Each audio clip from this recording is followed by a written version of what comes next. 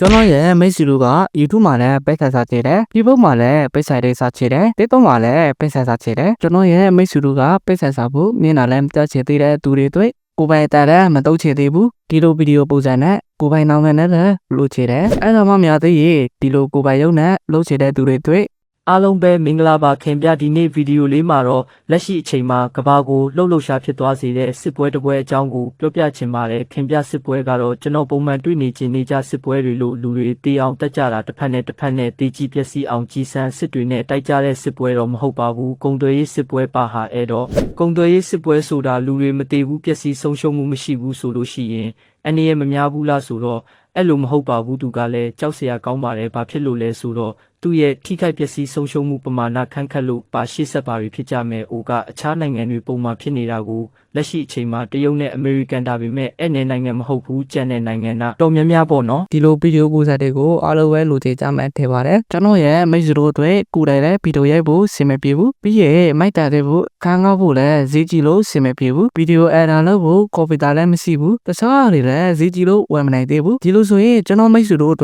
ရေကောင်းလေးပါ။ AI မှာအဲ့ဒါတွေအကုန်ခဏမေးပြထားလိုက်ပါမိတ်ဆွေတို့ရဲ့ခုကြီးနေတဲ့ဖုန်းနဲ့ပဲလိုက်လို့စေပြအောင်အသေးစိတ်မျှဝေပေးတော့ပါမယ်ဒီလို AI တွေနဲ့ငွေစားလို့ရမယ့်နည်းလမ်းတွေကိုအများအားမျှဝေပေးတော့မှာဖြစ်လို့ subscribe လေးမလုပ်ထားသေးရင် subscribe လေးနေဖို့လည်းမမေ့ပါနဲ့နော်ပထမဦးဆုံးစီးနေနဲ့ကျွန်တော်တို့ဒီလိုပုံတွေကိုဒီရထုတ်လိုက်ရအောင်โอเคနှုတ်ထဲကိုဝေလိုက်ပါမယ်မိတ်ဆွေတို့ကဒီစာကိုကျွန်တော် comment မှာကူပြီးတော့မှတ်ထားလိုက်ပါနော်โอเคကျွန်တော်တို့ YouTube လိုင်းနေမှာမိတ်ဆွေတို့ရဲ့နာမည်ကိုရေးယူပါနော်ကျွန်တော်ကတော့ပိုက်ကြီးတို့လိုပဲရေးလိုက်ပါမယ်အသေးကတော့မိတ်ဆွေတို့ကြိုက်တဲ့ရွယ်ကိုရေးလို့ရပါတယ်ဆက်စစ်ဆိုရင်ဆက်စစ်လို့ရေးလို့ရပါတယ်ကျွန်တော်ကတော့လက်ဆက်တော့လောက်ပဲရေးပါမယ်โอเคရေးပြီးပြီဆိုရင်ကျွန်တော်တို့ဒီစာတွေကိုကျွန်တော် copy ယူပါမယ်ပုံထုတ်ဖို့ဆိုရင်ခလုတ်တဲ့ကိုဝေပါမယ်စာတဲ့နေရာကိုနေပြီးတော့ APPLEOMARDOA လို့ကျွန်တော်တို့ရိုက်စာလိုက်ပါမယ်မိတ်ဆွေတို့ကဒီနေရာရေး Google ကိုနေပြီး Gmail နဲ့ချိန်ပေးလိုက်ပါနော်ဒီတော့မိတ်ဆွေတို့လောက်တတ်မှာပါโอเคဒီနေ့ရောက်ရင်ကျွန်တော် INAGE ကိုကျွန်တော်တင်နေပါမယ်ဒီနေ့ရောက်ရင်ခုနကကုရတဲ့စာသားကိုဒီနာမှာပတ်ချပါမယ်အောက်ကစတင်လေးတွေကိုနှိပ်လိုက်ပါမယ်ပြီးရင်ဒီ UV စာသားလေးကိုကျွန်တော်တင်နေပါမယ်ပြီးရင်စတင်ကိုကျွန်တော်ထမ်းလိုက်ပါမယ်ပြီးရင်ပုံရွယ်စားကတော့16ခုပဲရွေးရပါမယ်ဖြီးပုံဆိုင်လည်းရွေးလို့ရပါတယ်โอเคဖြီးပုံဆိုင်ရွေးပြီးဆိုရင်နောက်ကိုတစ်ချိန်ထွေးလိုက်ပါမယ်နောက်တစ်ချိန်ပြန်ထွေးပါမယ်โอเคပြီးရင်ကျွန်တော်တို့ပုံစားထုတ်လိုက်ပါမယ်โอเคကျွန်တော်တို့ခဏစားလိုက်အောင်ဒီလိုဆိုရင်သူကျွန်တော်တို့ကိုစားထုတ်ပေးနေပါပြီโอเคကျွန်တော်တို့မိတ်ဆွေတို့ကဒီပုံတွေကိုမကြိုက်သေးရင်နောက်တစ်ခါပြန်ထုတ်လို့ရပါတယ်မိတ်ဆွေတို့လည်းမကြိုက်သေးရင်နောက်တစ်ခါပြန်ထုတ်လိုက်ပါဒီလိုဆိုရင်ကျွန်တော်တို့စားထုတ်ပေးနေပါပြီโอเคဒီနေရာမှာကျွန်တော်ပြောဖို့မြင်တော့ပါတယ်ဒီနေရာမှာနိုင်ငံကိုရွေးယူပါနော်မိတ်ဆွေတို့ကဒီနေရာမှာကိုလိုချင်တဲ့နိုင်ငံပုံစံလေးကိုရွေးယူပါနော်မြန်မာဆိုရင်မြန်မာလို့ရေးလိုက်ပါโอเคတော့မှရေးပြီးဆိုရင်လည်းကျွန်တော်ပုံထုတ်လိုက်ပါနော်ခုနကလိုโอเคဒီနေရာမှာကျွန်တော်ထုတ်လိုက်လို့ပုံတော့ရရှိပါပြီโอเคကျွန်တော်ဒီပုံကိုကြိုက်လို့တစ်ချက်ဖိလိုက်ပါမယ်ပြီးရင်ပေါ်ကချောင်းငယ်လေးကိုနေလိုက်ပါမယ်ဒီလိုဆိုရင်ကျွန်တော်တို့ဖွင့်မိတာတဲ့ကိုရောက်တော့ပါလိမ့်မယ်အောက်ဆင်းမှာကတော့ဒီလို AI နဲ့ထုတ်တော့ပေးတဲ့ပုံနဲ့ကိုပိုင်ရုပ်နဲ့ဘယ်လိုပြောင်းအောင်မလဲဆိုတာဆက်သွားလိုက်ရအောင်ကိုပိုင်ရုပ်ကိုပြောင်းဖို့တွေခလုတ်ထဲကိုဝေလိုက်ပါမယ်ပါတဲ့နေရာကိုလိုက်ပြီးတော့ AIFACE XWAPIO ဆိုပြီးတော့ကျွန်တော်တို့ရိုက်စားလိုက်ပါမယ်AI ကထုတ်လို့တဲ့ပုံကိုဒီမှာအရေးထည့်ပါမယ်နောက်တစ်ခါနေရာမှာကတော့ကျွန်တော်တို့ပြောင်းမဲ့ပုံကိုထည့်ပါမယ်ပြီးရင်ကျွန်တော်တို့စားပြောင်းကြည့်ပါမယ်โอเคဒီမှာဆိုရင်ကျွန်တော်တို့ပြောင်းလာပါပြီဒီပုံကိုကြိုက်တယ်ဆိုရင်ကျွန်တော်ချောင်းငယ်လေးကိုနေလိုက်ပါဒီလိုဆိုရင်ကျွန်တော်ခိုင်မီနေတာတဲ့ကိုရောက်သွားပါလိမ့်မယ်โอเคနောက်တစ်ချက်ကိုတွားလိုက်ရအောင်နောက်တစ်ချက်မှာကတော့ဒီပုံတွေကနေဗီဒီယိုဘယ်လိုလုပ်အောင်မလဲဆိုတာဆက်သွားလိုက်ရအောင်ဗီဒီယိုလုပ်ဖို့တွေ Play Store ထဲကိုဝယ်လိုက်ပါမယ်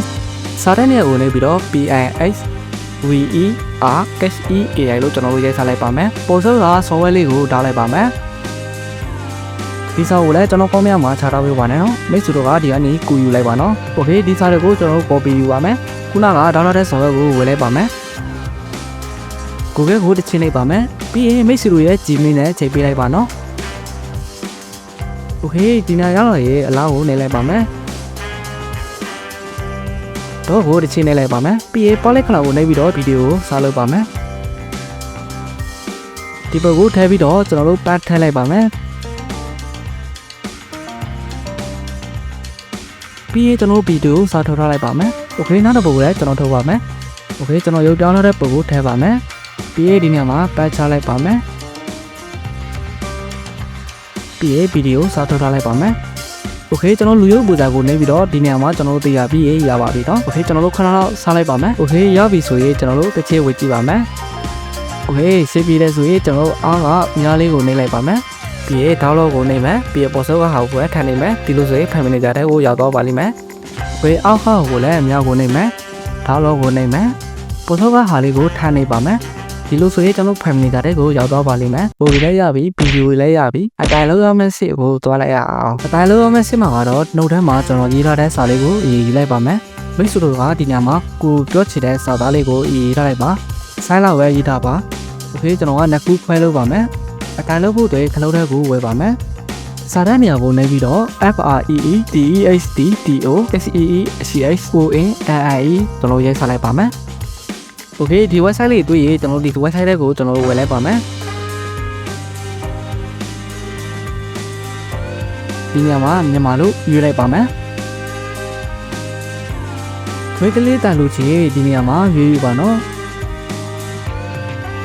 โอเคပြီးရင်ကျွန်တော်တို့ပေါ်စောကနေရာမှာကျွန်တော်တို့ထည့်လိုက်ပါမယ်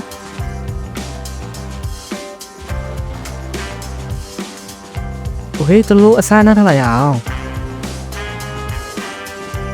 ပြီးဆိုရင်ဒေါင်းလို့ကိုနေလိုက်ပါโอเคကျွန်တော်နောက်ပိုင်းကိုထုတ်လိုက်ရအောင်ပိုင်းခွဲပြီးတော့ကျွန်တော်ထုတ်ပါမယ်โอเคဒီစာကိုကျွန်တော်တို့ copy ယူပါမယ်နောက်တစ်ပိုင်းကိုကျွန်တော် copy ယူပါမယ်တစ်ခါတည်းထုတ်ရင်ကျွန်တော်ကြာသွားမှာဆိုလို့နှစ်ခါခွဲထုတ်ပါမယ်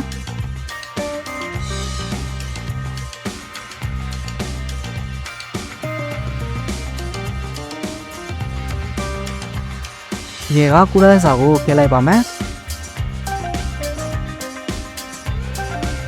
โอเคဒါလို့ကိုနေလိုက်ရင်ကျွန်တော်ဖိုင်မီတက်တဲ့ကိုရောက်တော့ပါလိမ့်မယ်ပုံတွေလည်းရပြီဗီဒီယိုတွေလည်းရပြီအတန်တွေလည်းရပြီနောက်လောမယ့်စစ်ကတော့ဒီလိုထားကြနဲ့စကားပြောနေတဲ့ပုံစံကိုဘယ်လိုလုပ်ရမလဲဆိုတာစစ်သွားလိုက်ရအောင်โอเค Play Store ထဲကိုဝယ်လိုက်ပါမယ်စာရဲနယ်ကိုနေပြီးတော့ DREANFACE ဆိုတော့ကျွန်တော်ရိုက်ဆက်လိုက်ပါမယ်โอเคရိုက်ဆက်ပြီးဆိုရင်ကျွန်တော်ပေါ်စောက software လေးကိုကျွန်တော်ထားလိုက်ပါမယ်ပြီးရင်ကျွန်တော်ဒီ software ကိုကျွန်တော်တို့ဝယ်လိုက်ပါမယ် DRAY ပို့လို့နေလိုက်ရေပေါ်မှာ scale လို့ပေါ်လာပြီးပါမယ်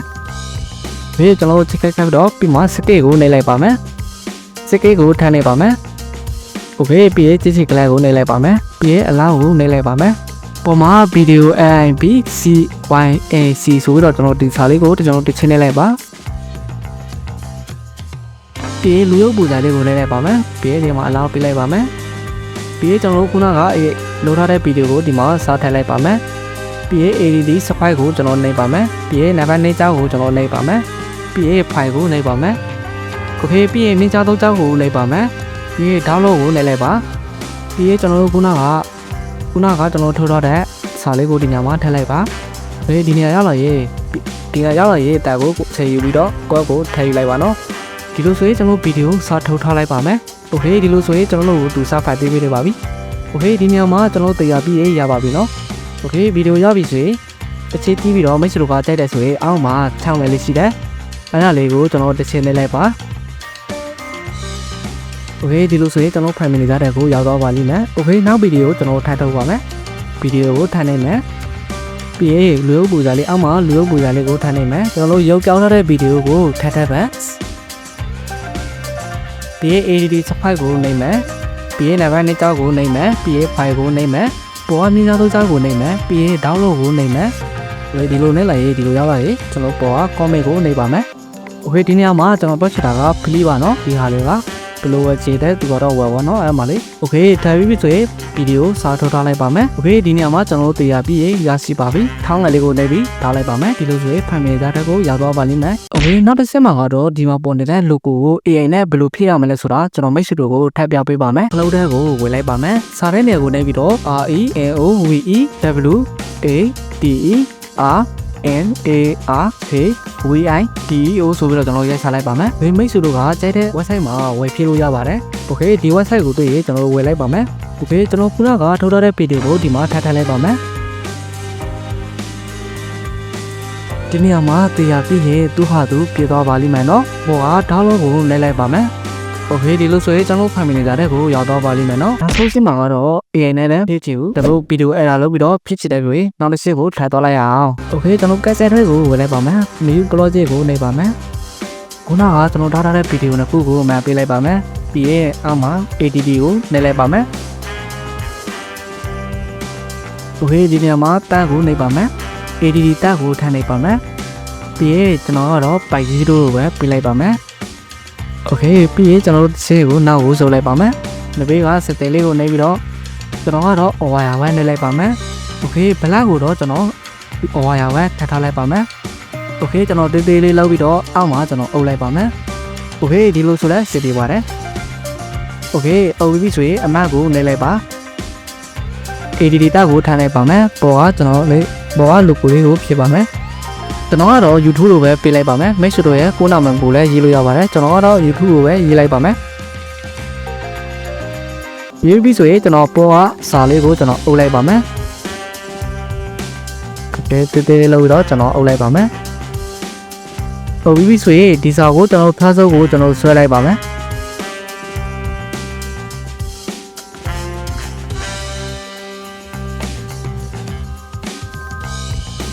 ဒီခုလည်းကျွန်တော်ထားစုပ်ကိုကျွန်တော်ဆွဲထားလိုက်ပါမယ်ဒီဟာလေးကိုနှိပ်ပြီးတော့ delete လိုက်ပါမယ်โอเคစီပြီလားကိုလိုက်ကြည့်လိုက်ပါနေပြီးတော့နောက်ကိုနှိပ်ပြီးတော့ဒီနေရာမှာထပ်ထည့်ထားလေးခါလေးကိုထည့်လို့ရပါတယ်သူပုတ်ပြောတော့တဲ့အခါမှာ